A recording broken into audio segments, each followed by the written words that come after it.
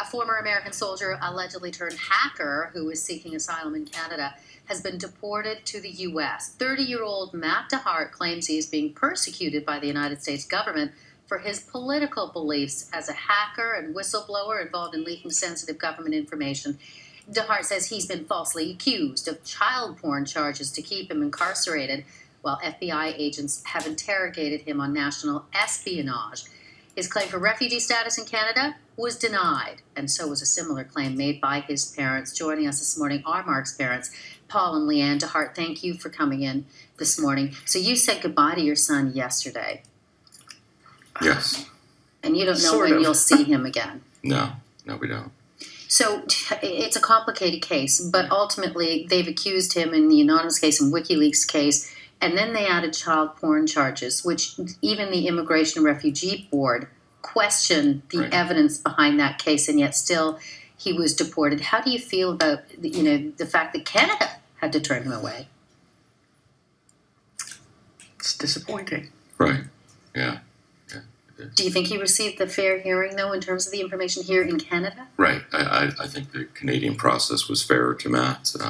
Anyone reading the decision by the board member, Refugee Protection Division, was very comprehensive.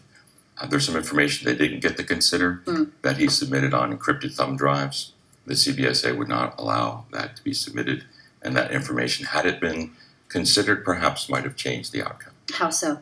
It would have shown some information about the United States and the level the threat that he was potentially under in being returned to the United States. So your son was a student, well, he was an American soldier, and then he went to school in Prince Edward Island. He started, he was enrolled, He was enrolled there. He was back in the United States to pick up a student visa, and that's when he was first arrested? Yes. He had to leave Canada to process his student visa application, and he was arrested at the border on an espionage matter. That's right. And what was your reaction when all of this happened and your son, the American soldier, had been accused of all of this?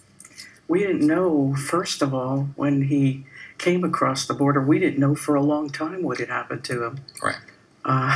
We had some idea when we started receiving medical bills, like what's happened to our son, and then we start finding out he was taken to the hospital for a psychotic break.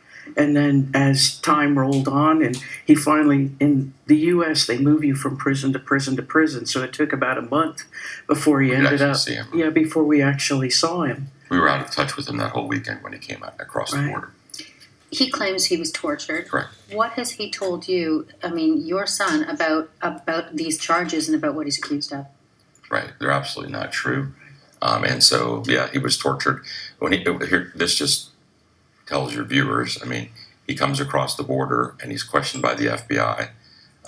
We have records of one of their interviews. A second one of their interviews is classified, and they didn't ask him anything about child pornography. It was all about national security, whistleblowing, WikiLeaks, the group Anonymous. Those are the kinds of things he was questioned about. He wanted to stay here, you wanted to stay here, and now you may have to leave?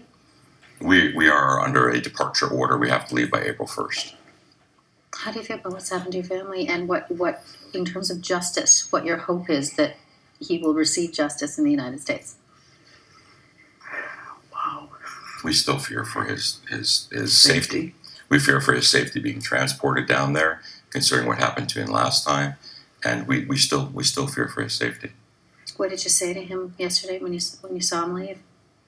We didn't get to see him leave. They took him, and a very kind CBSA officer who drove him to the border lent him his cell phone so he could call us. Right. What did he say? You talked to him yesterday? Oh, yeah. He just said, we prayed on the phone together.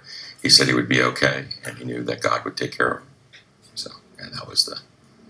What a journey ahead for your family. Thank you for coming in to speak about it. We'll follow the story. Thank you very much.